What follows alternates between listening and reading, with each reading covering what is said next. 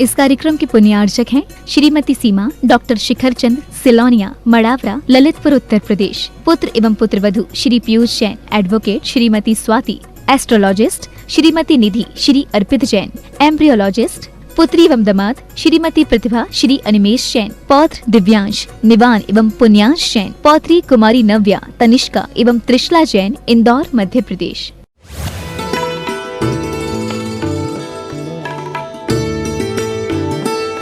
अंतिम तीर्थेश वर्तमान स्वामी के शासन में हम सभी विराजते हैं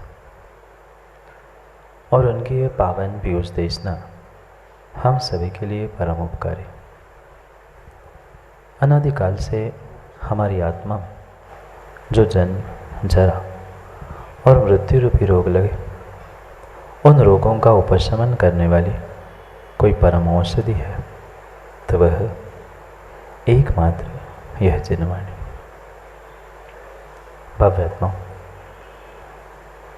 एक तो करेला और फिर नीम चढ़ा। शायद ये कहावत आपने कई बार सुनी होगी और प्रयोग भी की होगी, और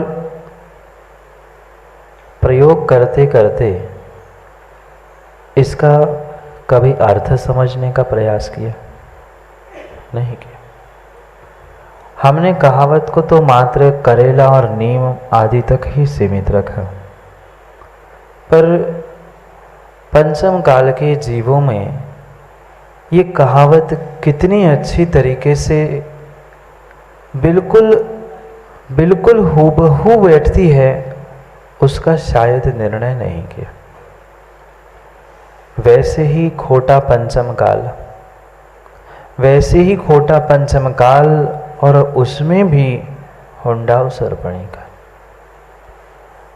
पंचम काल ही खोटा होता है और कई काल बीतने के बाद आने वाला ये हुंडाऊ सरपणी का। सोचना क्या जीव के परिणाम और परिणति होगी, सोचने की मुझे नहीं लगता आवश्यकता है, क्योंकि हर व्यक्ति जानता है कि प्रत्येक स्वयं की प्रत्येक दिन की परिणति और परिणाम क्या हो रहा है। लगभग सभी जीवों पर ये हूबहू कहावत सूट होती है, एक तो करेला और नीम चढ़ा। पहले ही तो कर्म का तीव्र उदय चल रहा था, जिसके कारण से हमें तत्वों पर श्रद्धा नहीं हो रहा था। तीव्र मोहनी कर्म के कारण से सच्चे देव शास्त्र गुरु सामने होने पर भी हम श्रद्धा से हाथ नहीं जोड़ पा रहे थे, और उतने में ऐसे निमित्त सामने मिले कि वह अनादि के मिथ्यात को और हमने गृहित मिथ्यात के साथ और दुगना कड़वा कर लिया। हाँ, मात्र करेला कड़वा नहीं होता। माँ, करेला कड़वा होता है?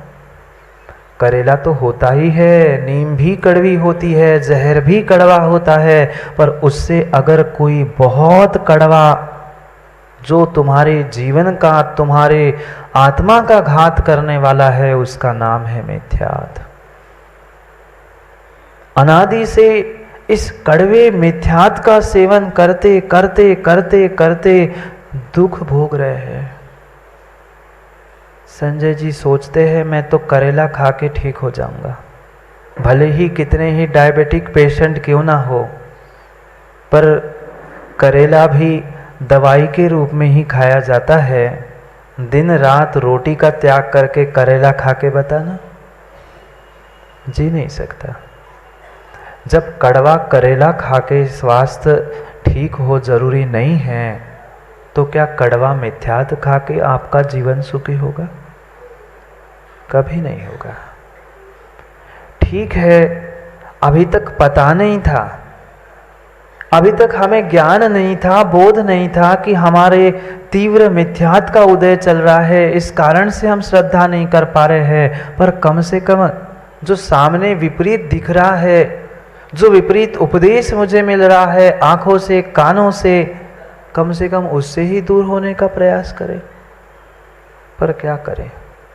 पर क्या करे, ये पक्का है, ये पक्का है, जिसके पास जो होता है वह वही देता है।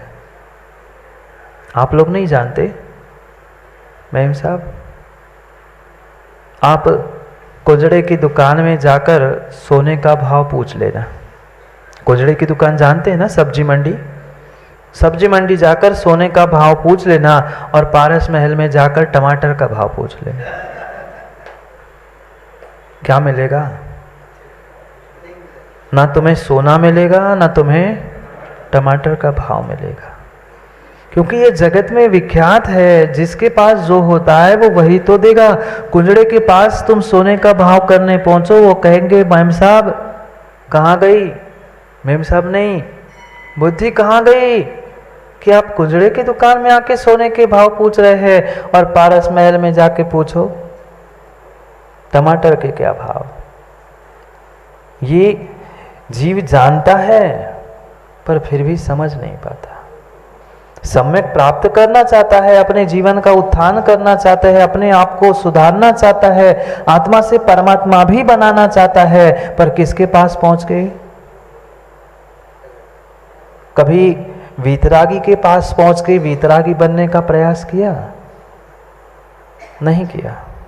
हम रागी द्वेषी के साथ ही जीते रहे, रागी द्वेषी को ही अपना मानते रहे और राग द्वेष में जीते जीते वीतरागी बनना चाहते। कैसे बनोगे? नहीं बन सकते, नहीं बन सकते। सोने चांदी की दुकान में जाकर टमाटर मिलने वाले नहीं है। टमाटर खरीदने के लिए वहाँ कहाँ जाना पड़ेगा? सब्जी मंडी ही जाना पड़ेगा। और सब्जी मंडी में सोने के भाव, सोने चांदी के बर्तन, कोई सामग्री मिलने वाली नहीं है। ऐसे ही अनादि से भूल करते हुए जहाँ जो नहीं मिलता हम वही पहुंचकर वही उनसे मांगना चाहते थे जिसके पास जो नहीं था। सच्चे देवशास्त्र गुरु के पास भी गए, वहां भी भीख मांगी, भगवान दुकान अच्छी चल जाए, भगवान स्वास्थ्य ठीक हो जाए, गुरुजी आशीर्वाद दे दो, कमर में दर्द है, कहीं दर्द है, आशीर्वाद दे दो मैं ठीक हो जाऊं। ठीक ही होना था, ठीक ही होना था। तो ऐसे ठीक होने की बात करते कि हमेशा के शरीर ठीक हो जाता। वही धोखे से अगर आशीर्वाद दे दिया अविनाश भाई को कि हाँ आशीर्वाद है, तुम जल्दी से इस शरीर से मुक्त हो जाओ, जल्दी से तुम्हारा शरीर नष्ट हो जाओ, लड़ने के लिए आओगे। कैसे महाराज है, मारने की बात करते मुझे। भले ही भावना तो हम यही लेके पहुंच रहे, हमारा कल्याण हो जाए, हमारा निर्माण हो जाए, हमें मुक्ति मिल जाए, पर किसी ने आशीर्वाद दे दिया सब तुम्हारा घर बार चौपट हो जाए। स्वीकार कर लोगे सेठ जी? किसी ने आशीर्वाद दे दिया शैलन जी कि आपका जितना व्यापार है, जितने दुकान है सब बंद हो जाए, सब ठप हो जाए। वो कहेंगे हम तो अच्छे के लिए आए थे, ये अच्छी बातें दे रहे। सच्ची बात तो यही थी। हम प्रभु और गुरु के पास जाके मात्र कहते आए, माँ पूजा में नहीं कहते अष्टकर्म निवारणाए, बोलो ना अष्टकर्म निवारणाए, मात्र झूठी झूठी उसी मायाचारी करके आ गए। क्या पुण्य पाप कर्म नहीं है? क्या पुण्य पाप कर्म नहीं है? फिर पाप छोड़ने की बात कर रहे, किसी ने पुण्य भी छोड़ने के लिए आशीर्वाद दिया, पुण्य छूट जाए ऐसा आशीर्वाद दिया, उनसे लड़ने क्यों पहुंचे? यही तो भ्रांति, यही तो भ्रम हमारे भीतर था कि हमें किसके पास जाके क्या मांगना है। वहां तो झूठी झूठी मायाचारी की पूजा तो हमने कर ली, पर पूजा के बाद भगवान से यही कहते हैं, भगवान आपके आशीर्वाद से, गुरुजी आपके आशीर्वाद से ऐसा हो जाए ना तो मैं बढ़िया विधान कर दूं, बढ़िया छत्र चढ़ा दूं, बढ़िया चमर चढ़ा दूं। भगवान को भी बेचारे भगवान भी बोलते होते ना, बेचारे भगवान भी मुकेश भाई बोलते होते, वे कहते कि भैया आ गए ये लालच देने के लिए हमें भी। हाँ क्या करे, सब जगह रिश्वत जो चलती है, पर भगवान के और सच्चे गुरु के दर में कहीं कोई रिश्वत नहीं चलती। और भगवान गुरु तो बहुत बड़े हो गए, कर्मों के साथ भी कोई आपकी रिश्वत खोरी नहीं चलती। एक तो पहले ही तीव्र तीव्र मोहनी कर्म का उदय था, पंचम काल में भी खोटा हुंडाओ सर्पणे पंचम काल था। ऐसे सब कुछ विपरीत परिस्थिति में भी जीते जीते मैं संभलने का प्रयास कर रहा था, पर क्या करूं, सामने ऐसे निमित्त मिलते। महाराज जी, हम पाप करना नहीं चाहते, हमने तो निर्णय कर लिया है हमें जीवन में अच्छा करना है, पर क्या करे, कोई ना कोई कान में आके कुछ कह जाता है, कुछ ऐसे सामने निमित्त मिलते, हम बिगड़ जाते। कब तक निमित्तों को दोष देते रहेंगे, कब तक दूसरों को भला बुरा करते रहेंगे। कभी तो अपने उपादान को, अपने भावों को, अपने आप को सनत जी संभालने का प्रयास करना होगा। कभी ना कभी हमें अपने आप को निहारते हुए आत्मा से परमात्मा बनने का पुरुषार्थ करना होगा। मात्र और मात्र करेला कड़वा, नीम कड़वी, जहर कड़वा कहते कहते काम बनने वाला नहीं है। मेरा सबसे बड़ा शत्रु, जो कि मुझे अनादि से कड़वेपन से दुखी कर रहा है, उसका नाम है यह मिथ्यात, और वह अग्रहित मिथ्यात। पहले तो अनादि से उस अग्रहित मिथ्यात से रचे पचे है। जितना काम किया, कहीं ना कहीं लोभ, लालच, इंद्रिय विषयों की लोलुपता, इसके पीछे मैंने प्रत्येक कार्य किया। भगवान की पूजा हो, गुरु की सेवा हो, अगर हमने जिनवाणी का स्वाध्याय भी किसी इच्छा से, किसी आकांक्षा से, किसी कामना से किया है, तो वो भी एक प्रकार का सूक्ष्म मिथ्यात ही है। अभी निर्णय नहीं है हमारे पास, अभी निर्णय नहीं है कि हमें किससे क्या मांगना है, किसके पास से हमें क्या मिलेगा। इस कारण से हम वीतरागी के पास पहुंचकर राग द्वेष की बातें मांगते हैं, और रागी द्वेषी के पास जाकर वीतरागी बनने की बातें करते हैं। किसके सामने बैठकर बातें करते हैं, मैं वीतरागी बनूं, मैं परमात्मा बनूं, मेरे में ऐसी शक्ति है। उन रागी द्वेषी से तो हम वीतरागी बनने की चर्चा करते हैं, और वीतरागी के पास पहुंचकर दुकान, मकान, घर, स्वास्थ्य, पता नहीं कितनी सारी बातें, कितनी सारी भीख मांग लेते। ये निर्णय करने की आवश्यकता है। अभी तक ज्ञान नहीं था, तब तक फिर भी समझ में आता। बालक को माँ कम क्यों डांटते हो, वही हरकत आपके बड़े बेटे ने की, और वही गलती छोटे बेटे ने की, डांट किसको मिलेगी? क्यों? गलती दोनों ने एक सी की थी ना, पर बड़ा बेटा बड़ा था, समझदार था, उसको पहले समझा चुके थे, और समझने के बाद भी पुनः वही गलती करता है, तो डांट उसको ज्यादा पड़ती है। मात्र घर में ही नहीं, कोर्ट कचहरी में भी जाकर देख लेना। जो बालक होता है, अज्ञानता में करता है, उसे कम सजा मिलती है, और जो जानबूझ के करता है उसे ज्यादा सजा मिलती है। यही स्थिति कर्मों की है। आचार्य भगवान दुमा स्वामी भगवान ने स्पष्ट रूप से लिखा है, तीव्र मंद ज्ञाता ज्ञात भावाधिकरण। ये मात्र दान आदि किसी एक विशेष के लिए नहीं लिखा। इन सूत्रों को हमें सभी जगह लगाने की आवश्यकता है।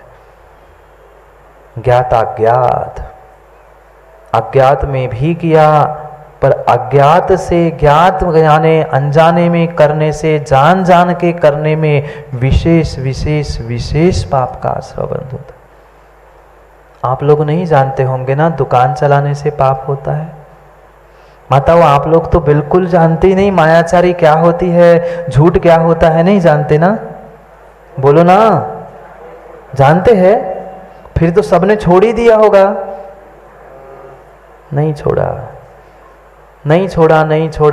अनजाने में की हुई गलती की अगर एक सजा मिलती है, तो जान की हुई गलती की 10 गुना सजा मिलेगी। ये आगम का सिद्धांत है। अग्रहित रूप से हम मिथ्यात का सेवन कर रहे थे, फिर भी समझ में आ रहा था। वो तंत्रंग कर्म का उदय था, हम अनजान थे, समझ में नहीं आ रहा था, फिर भी जान के मिथ्या गुरु, मिथ्या शास्त्र, मिथ्या देव और मिथ्या धर्म का आलंबन ले रहे हैं, उनकी प्रशंसा कर रहे हैं, उनकी अनुमोदना कर रहे हैं। पक्का मानना, अभी तो मात्र करेला था, अब नीम चढ़ाकर आप और उसे कड़वा कर रहे हैं। यहाँ तक तो समझ में आता, कर्म का उदय था, हमें समझ में नहीं आ रहा था कि हम धोखे से कहीं पहुंच रहे थे। पर आज हम धोखे से नहीं पहुंचते, धोखे से नहीं पहुंचते, जान जान कर पहुंचते हैं। वीतरागी भगवान के दर पे तो लाइन कम मिलती है, बाकी आप सब समझदार है। वहां के बाबा के यहाँ जाके देख लो कितनी भीड़ मिलती है। यहाँ बैठे भी कुछ लोगों ने पर्चे कटवाए होंगे, यहाँ बैठे हुए धोती दुपट्टा पहन के बैठे होंगे, पर मुकेश भाई ऐसे भी जीव यहाँ खोजेंगे तो मिलेंगे, अन्य स्थानों पर जाके पर्चा बना रहे हैं। समझदार है, मुझे किसी का नाम लेने की आवश्यकता नहीं है। क्या करें, हमें अपने प्रभु पे, अपने गुरु पे, अपने धर्म पे, अपने जिनवाणी पे विश्वास नहीं है। दूसरे की लाइन में खड़े होकर भीख मांग के पूछ रहे हैं, बाबा बताओ मेरे साथ क्या होगा। क्या करें। यहां तक तो फिर भी समझ में आ रहा था कि भीतर के कर्म के उदय से श्रद्धा नहीं हो पा रही थी। हम साक्षात जाके उस विपरीतता का सेवन कर रहे हैं, कहां जाएंगे। कभी विचार किया? आप लोग तो कहीं किसी दूसरे के दर पे जाने का विचार करते ही नहीं होंगे। मैं जाने की बात नहीं कर रहा हूं, लोग लाज के खातिर जा नहीं पाए वो भिन्न विषय है। किसी को भेजना, किसी के द्वारा कराना, जाने की भाव नहीं होते। अगर किंचित भी भाव हुए हैं तो सोच लेना आपने मिथ्यात्व का सेवन कर लिया है। चाहे प्रत्यक्ष हो चाहे परोक्ष हो, प्रत्यक्ष रूप से तो युवाओं आचार्य भगवंतों ने कहा है, अगर कुगुरु, कुशास्त्र, कुदेव और कुधर्म का आपने सेवन किया है तो एक समय में 1 लाख वैश्याओं का सेवन करने में जो पाप लगता है वह एक बार के मिथ्यात्व के सेवन में पाप लगता है। अगृहित की बात नहीं कर रहा हूं मैं, गृहित मिथ्यात्व की बात कर रहा हूं, क्योंकि दौलत राम जी उस गृहित मिथ्यात्व को समझाने का पुरुषार्थ करने वाले हैं 9वें छंद से। अगृहित हो गया, अनजाने पे तत्वों का निर्णय नहीं हो पा रहा है, अनजाने में हम तत्वों पर श्रद्धा नहीं कर पा रहे, अनजाने में हमारे सच्चे देवशास्त्र गुरु पर विश्वास नहीं कर पा रहे हैं। यहां तक वह अगृहित मिथ्यात्व था, मात्र करेला था। अब जान कर उस पे हम नीम चढ़ा रहे हैं, जान कर उस पे हम जहर चढ़ा रहे हैं। एक बार नीम फिर जहर, वह हलाहल क्रम से उसको और कड़वा और जहरीला बनाने का प्रयास कर रहे हैं। थोड़ी सी बीमारी, थोड़ा सा कष्ट हो जाता है, व्यक्ति डगमगा जाता है, पता नहीं क्या होगा। आजकल के तो जीव जय कुमार जी ऐसे, वह कहते महाराज जी क्या करें, हमारे तो भगवान वीतरागी है ना, उनसे कैसे भीख मांगे, दूसरे के दर पे जाके भीख मांग रहे हैं। माताओं भीख ही मांगनी थी, अपने पिता के अपने घर में ही भीख मांग लेते तो कम से कम हमारे कुल की, हमारे धर्म की, हमारे वीतरागी प्रभु की, गुरु की इज्जत ही बचती। फिर क्या करें, ये विपरीत मान्यता है। हमारे वीतरागी भगवान तो कुछ देते ही नहीं ना, इसलिए हम दूसरों से मांग रहे हैं। तुमने उनसे मांगने की कला सीखी कब? उनसे मांगना नहीं पड़ता। पंडित जी, सच्चा सम्यक दृष्टि जीव कभी वीतरागी प्रभु और वीतरागी गुरु से कुछ मांगता नहीं है, उसकी बिना मांगी झोली भर जाती है।